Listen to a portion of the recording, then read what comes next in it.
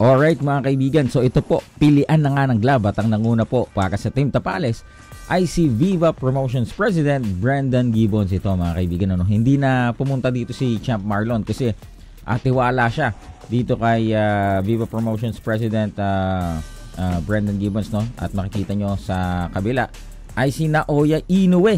Ito yung mga sinasabi, no, or yung pinapakalat ng ibang mga baguhan o mga illegitimate o mga fake news vloggers.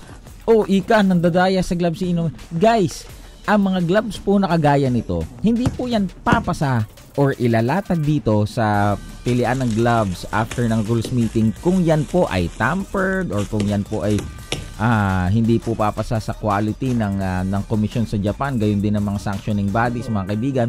Lahat po ng sanctioning bodies may mga representante po dito sa nangyaring rules meeting po na ito.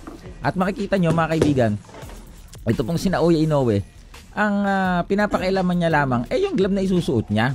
Bawal po nila mga kaibigan, no, na isukat o damhin ang gloves ng kanila pong makakalaban. Nakikita nyo po si Sir Brendan Gibbons, visual inspection lamang ang kanyang magagawa sa gloves po na pinili ni Inoue, no? Tingnan, ganon din ang kapo ni Inoue. Tingnan ang gloves na pinili ni Sir Brendan, ano, para gagamitin po ni Champ Marlon Tapales. Ito mga kaibigan, chine-check po ng Japanese Commission, pinapapirmahan, tinitingnan ngayon ni Naoya Inoue ang glove na tatama at dadampi sa kanyang pagmumuka mga kaibigan.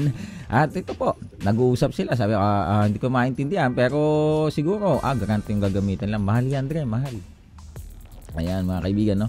So, itong glove naman ni Naoya Inoue, parang customized, no? Winning siya pero merong tatak or initials ng kanyang pangalan. So, yun, napirmahan na, nagkapirmahan na, niligpit na ng komisyon. At yan na po, ganyan lang, walang dadramahan pa, may daya daw. Walang ganun. Pagbibintangan nyo pa yung hapon na ng dadaya sa glove, hindi lang talaga kayo marurunong at wala kayong alam. Ayan mga kaibigan, o yan, si ma'am nakatingin, o diba?